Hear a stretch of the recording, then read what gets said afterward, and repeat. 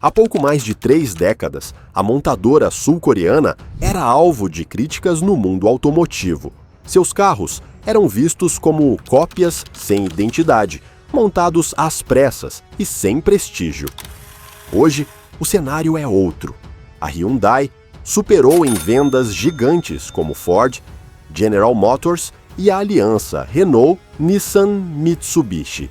Só em 2024, vendeu mais de 4 milhões de veículos, garantindo um lugar no pódio mundial, atrás apenas da Toyota e do grupo Volkswagen.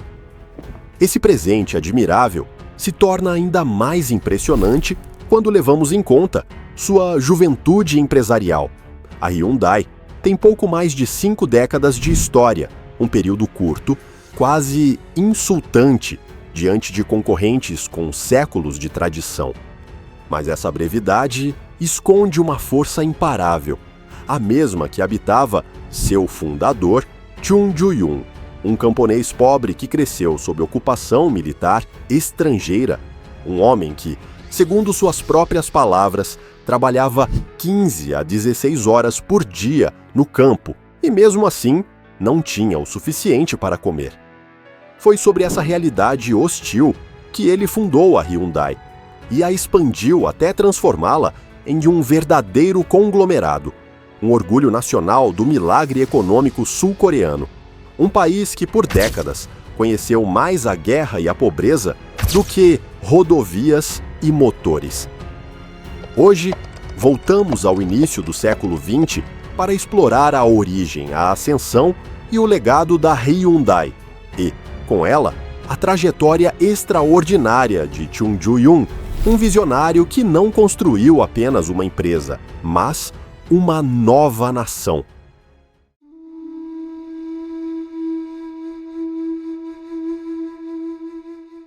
É curioso imaginar que as raízes de uma das empresas mais influentes do mundo globalizado estejam localizadas no território da atual Coreia do Norte comunista. Pois é, a história da Hyundai começou ali. Em 25 de novembro de 1915, nascia seu fundador, Chung Ju-yoon, em Asan-ri, um pequeno vilarejo agrícola na província de Gangwon, dentro de um país ocupado e empobrecido. Desde 1910, a antiga Coreia estava sob controle do Império Japonês, que havia implantado uma estrutura colonial voltada para extrair recursos, explorar a população local e apagar toda a identidade cultural coreana. Foi nessa realidade dura que Chung cresceu. Como filho mais velho de uma família numerosa, começou a trabalhar nos arrozais aos 6 anos de idade. Segundo ele próprio, eram jornadas intermináveis de 15 a 16 horas sob o sol escaldante. A esse cotidiano exaustivo somava-se a humilhação constante. Os coreanos eram obrigados a aprender japonês, adotar nomes nipônicos e entregar grande parte de suas colheitas como tributo ao império. Não havia direitos, não havia oportunidades, apenas obediência. Mas dentro de Chung havia uma convicção silenciosa. Ele mudaria seu destino. Quando o trabalho permitia, escapava para uma escola rural improvisada, dirigida por seu avô. Foi ali que aprendeu o básico: ler, escrever e sonhar. Por um tempo quis ser professor, mas a pobreza não faz acordos com os sonhos. Aos 14 anos, teve que abandonar os estudos para assumir, de vez, o trabalho no campo. Não foi um ato de rendição, e sim o início de uma rebelião silenciosa, impulsionada pela fome de um futuro diferente. Aos 16, tentou fugir pela primeira vez. Caminhou 24 quilômetros até a cidade portuária de Chongjin na esperança de conseguir trabalho. Conseguiu um emprego numa obra, em condições precárias e mal remuneradas. A experiência durou pouco. 2 meses depois, foi encontrado por seu pai e forçado a voltar para casa. Mas o desejo de independência já havia criado raízes. Em 1932, tentou novamente. Viajou até Seul com base numa oferta de trabalho que acabou sendo um golpe. Sem ter onde dormir, recorreu à caridade, até que mais uma vez foi encontrado e levado de volta pelo pai. Qualquer um teria desistido, mas ele não. Em sua terceira tentativa, mais ousada, vendeu uma das vacas da família, sem permissão, e comprou uma passagem de trem para Seul. Dessa vez, a fuga deu certo. Conseguiu se estabelecer na grande cidade. Encontrou trabalho como ajudante numa loja de arroz. Não era muito, mas para ele era liberdade. E foi ali que começou sua verdadeira formação empresarial. Observava tudo: o atendimento ao cliente, a gestão de estoque, os registros contábeis, a relação com os fornecedores, absorvia tudo. Trabalhava mais do que todos, mas aprendia mais que qualquer um.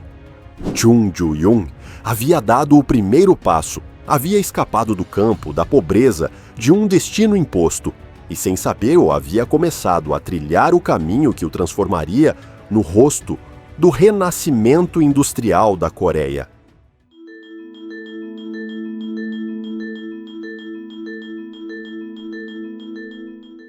O destino, imprevisível como sempre, quis que o dono da loja de arroz adoecesse gravemente. Surpreendido pela dedicação e talento de Chung Ju-young, decidiu confiar a ele a gestão total do negócio. Aquele jovem que havia trabalhado 16 horas sob o sol escaldante, agora estava no comando de um modesto, mas importante comércio local. Para o coreano que havia começado do zero, esse foi seu primeiro grande triunfo. Uma fonte de renda estável, a possibilidade de sustentar sua família em Asan-ri, enviando-lhes dinheiro, e a segurança de ter escapado da extrema pobreza.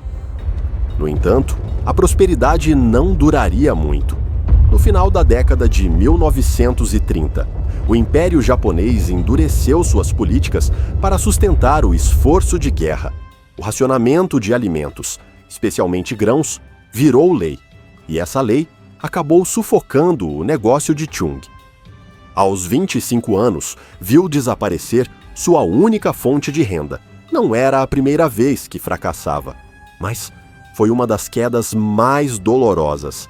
Decidido a não desistir, em 1940, fundou, junto a um sócio japonês, a Ado Service, uma empresa de transporte de mercadorias voltada para obras e pequenas fábricas em um contexto de industrialização acelerada imposta pelo Japão. Era uma ideia brilhante, com forte demanda, mas mais uma vez, seus projetos foram atropelados pelo colonialismo. A Ado Service foi requisitada e incorporada ao esforço de guerra, deixando Chung mais uma vez na ruína. Teimoso como poucos, iniciou um pequeno ateliê de conserto de automóveis em 1943, chamado Kyongil Garage, seu primeiro contato real com a indústria automotiva. Em menos de 3 anos, já empregava cerca de 70 pessoas. Mas o novo empreendimento também foi interrompido. O governo colonial o obrigou a fundir sua oficina com uma siderúrgica. Mas então, chegou 1945. O Japão foi derrotado e, com sua queda, se extinguiram mais de 30 anos de domínio colonial sobre a Coreia. Contudo, a liberdade não trouxe união. As potências aliadas, num acordo geopolítico apressado, dividiram a Península Coreana em 2 partes: o norte, sob influência soviética, o sul, sob tutela dos Estados Unidos. Aquela divisão, pensada como temporária, gerou uma ferida profunda e se tornaria a antessala de uma guerra brutal entre povos irmãos. Chung Ju-young se estabeleceu em Seul, dentro do emergente sistema capitalista do Sul. Lá, percebeu algo crucial. As ruas começaram a se encher de veículos norte-americanos, mas não havia oficinas mecânicas confiáveis.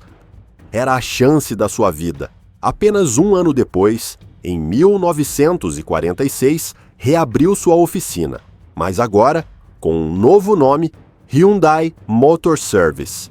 Escolheu o nome Hyundai porque em coreano significa modernidade, um reflexo claro de sua visão para uma Coreia reconstruída. O negócio prosperou e ele começou a sonhar mais alto. Em 1947, fundou a Hyundai Engineering and Construction, entrando de vez no setor de construção civil. Nas décadas seguintes, essa divisão se tornaria um pilar central do milagre econômico sul-coreano.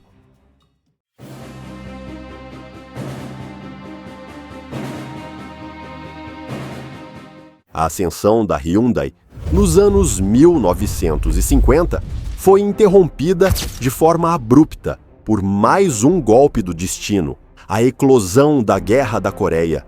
Um conflito brutal que mergulhou novamente o país em ruínas, paralisando sua já frágil economia. Desta vez, Chung Ju-young não permitiria que sua visão empresarial fosse destruída por mais uma guerra. Com um espírito forjado na adversidade, conseguiu manter sua empresa ativa por meio de acordos com as forças aliadas, assumindo obras essenciais, estradas, pontes e outras infraestruturas críticas para a logística militar.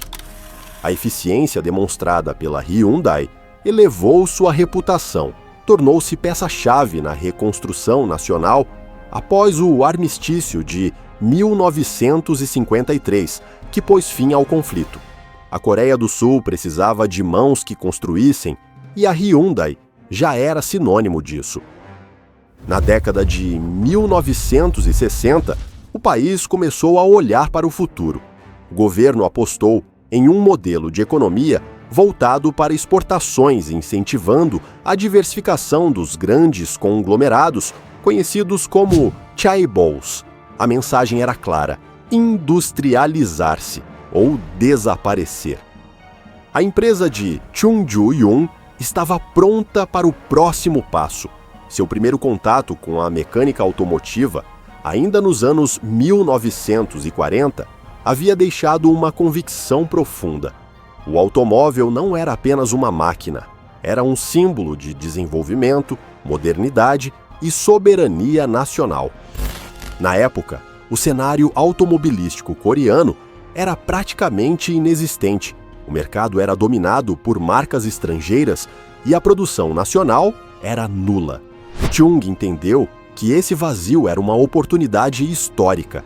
Em 1967, fundou a Hyundai Motor Company com um objetivo tão claro quanto ambicioso: fabricar o primeiro carro coreano, com capital e mãos locais. Os primeiros passos foram difíceis. Faltava expertise, tecnologia e infraestrutura. Por isso, a Hyundai buscou uma aliança com a gigante Ford Motor Company. Começaram montando modelos da Ford para o mercado coreano, enquanto seus engenheiros aprendiam cada detalhe do processo de produção. Em 1968, a recém-inaugurada fábrica de Ulsan, hoje a maior do mundo, produziu seu primeiro modelo, o Ford Cortina, um sedã acessível de design funcional que se tornou o primeiro veículo montado em solo sul-coreano. Era o início de uma nova era. Ao final da década, a Hyundai já era oficialmente um conglomerado com presença em setores estratégicos, mas Chung não se contentava com isso. Costumava dizer que uma empresa não é forte pelo que vende em casa, mas pelo que consegue vender ao mundo. Seguindo essa lógica, em 1972, fundou a Hyundai Heavy Industries, construindo em Ulsan um estaleiro de proporções colossais, o que parecia um sonho distante. Hoje é o maior estaleiro do planeta, com cerca de 15% do mercado global. Estava claro, o jovem camponês que um dia vendeu uma vaca para comprar uma passagem de trem, agora estava erguendo os pilares industriais de toda uma nação. Mas ainda faltava sua jogada de mestre. Em 1974, Chung contratou George Turnbull, ex-diretor da Austin Morris, no Reino Unido, para liderar a criação do primeiro carro coreano de verdade. Turnbull trouxe consigo 5 engenheiros britânicos e liderou o projeto que faria história, o Hyundai Pony. Apresentado em 1975, o Pony foi o primeiro automóvel produzido em massa na Coreia do Sul. Seu design, obra do estúdio italiano Giugiaro, aliado à mecânica com tecnologia da Mitsubishi, transformaram-no no ponto de partida de uma indústria automobilística nacional. Aquele modelo modesto anunciou ao mundo: a Hyundai veio para competir nas grandes ligas.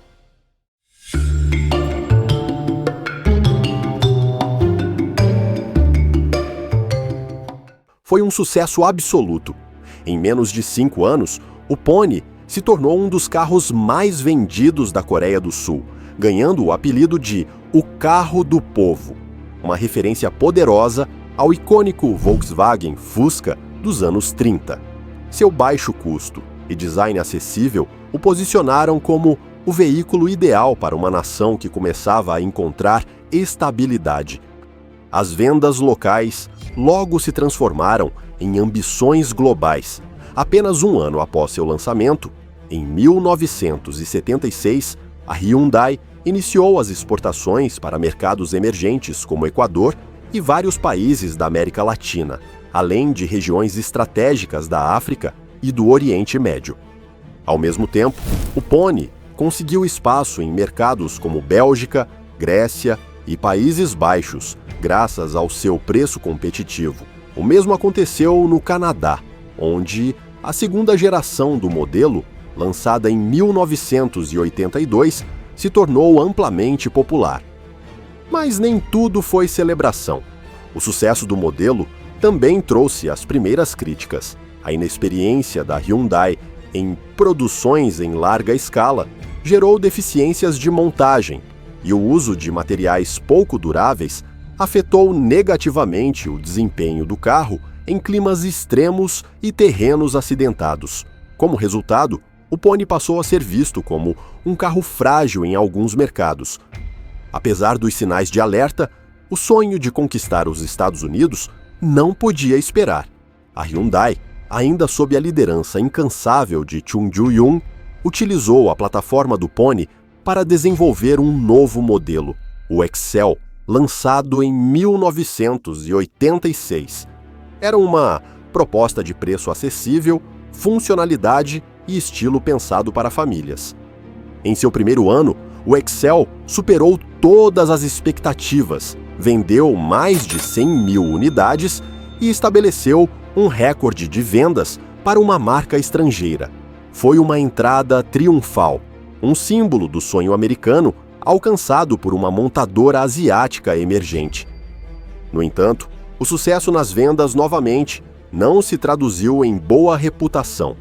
O Excel agravou os problemas já apontados no Pony, falhas mecânicas no motor e na transmissão, além de críticas aos acabamentos internos. Desta vez, a percepção negativa atingiu escala internacional.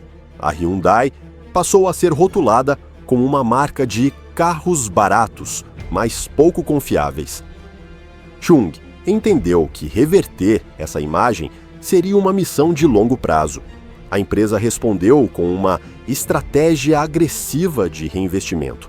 Destinou milhões à criação de centros de pesquisa e desenvolvimento nos Estados Unidos, Alemanha e Japão. Todos os processos de fabricação foram revisados e os padrões de qualidade foram elevados. Uma das jogadas mais eficazes foi a introdução da garantia estendida de 10 anos ou 100.000 milhas, uma promessa inédita no setor que restaurou boa parte da confiança do consumidor. Paralelamente, o portfólio foi ampliado. Além do Sonata, apresentado em 1985, em 1990 chegou o Elantra, um sedã compacto pensado para competir no segmento C, até então dominado pelas marcas japonesas. Depois, em 1994, surgiu o Accent, como uma evolução direta do Excel, com melhorias significativas em design, aerodinâmica e qualidade geral. A empresa começou a recuperar terreno, mas em 1997, uma nova tempestade atingiu a Ásia. A crise financeira regional colocou em risco dezenas de empresas. Foi um período duríssimo para o consumo interno, mas também um momento de oportunidades. Enquanto gigantes como a Daewoo colapsavam, a Hyundai agiu rapidamente e adquiriu sua maior concorrente, a Kia Motors, que estava à beira da falência. Esse movimento estratégico, no final do século XX, posicionou a Hyundai como a principal representante da indústria automotiva sul-coreana. Expandiu seu portfólio de modelos, consolidou sua presença global e deixou claro que o novo século a receberia não como uma promessa, mas como uma potência em ascensão.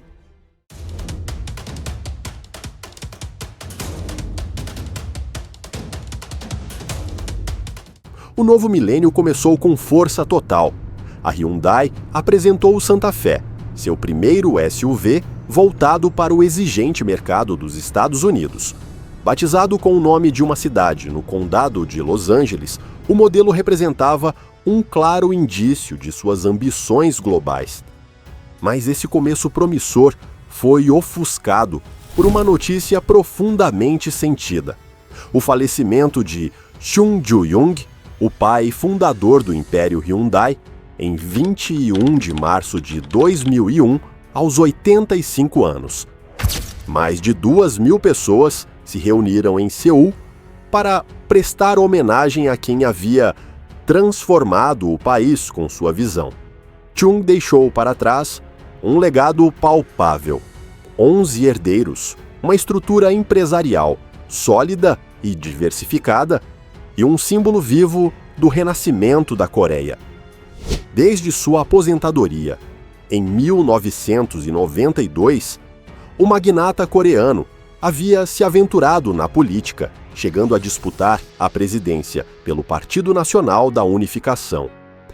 E em 1998, aos 82 anos, liderou uma caravana simbólica com 1.000 vacas atravessando a zona desmilitarizada, como gesto de reconciliação entre as duas Coreias. Após sua partida, a Hyundai passou por uma renovação sob o comando da família sucessora. Em 2007, nasceu a série I, com modelos compactos como i10 e 20 e 30, desenvolvidos especialmente para conquistar os mercados europeus e emergentes.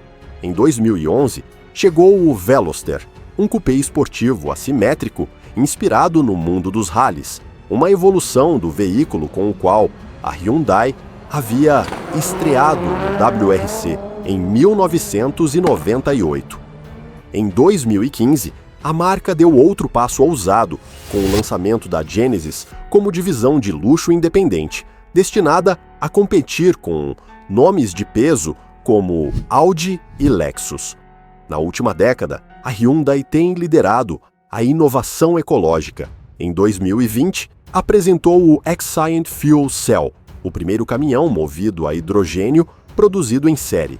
Também lançou o Elexcity FCEV, um ônibus com autonomia de 434 km, já em operação na Suíça e na Arábia Saudita. Outro exemplo é o SUV Nexo, lançado em 2018, com alcance de 666 km e recarga em apenas 5 minutos.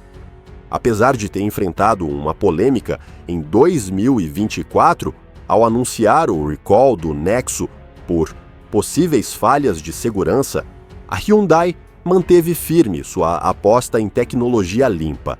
A prova disso é o Ignition Concept, um SUV elétrico movido a hidrogênio, que representa sua visão para o futuro. Ainda em 2024, a Hyundai marcou 2 marcos importantes. De um lado, inaugurou uma nova planta de veículos elétricos na Geórgia, Estados Unidos, com um investimento de 7,6 bilhões de dólares. De outro, alcançou uma marca histórica, 100 milhões de veículos produzidos desde sua fundação. Hoje, A divisão automotiva da Hyundai não é apenas uma parte do grupo, é sua coluna vertebral. Representa cerca de metade de toda a receita do conglomerado, emprega mais de 120 mil pessoas e está presente em mais de 190 países, das Américas ao Oriente Médio, da Europa ao Sudeste Asiático. Com uma capitalização de mercado de 45 bilhões de dólares, a Hyundai não disputa mais espaço no pódio, ela já faz parte dele. A promessa emergente tornou-se um dos verdadeiros titãs da indústria automotiva global. Porque além dos números, da expansão e dos modelos futuristas, a Hyundai continua a refletir a visão de seu fundador. Um motor de modernidade, resiliência e reinvenção constante. E assim concluímos a inspiradora história da Hyundai, um gigante industrial surpreendentemente jovem que em apenas algumas décadas passou de uma oficina mecânica desconhecida para se tornar um símbolo vivo do milagre econômico sul-coreano. Se você é fã da Hyundai ou do universo automotivo, não se esqueça de deixar seu comentário.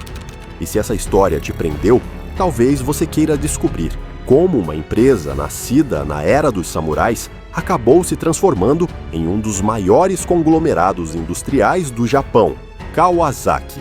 Nos vemos no próximo vídeo.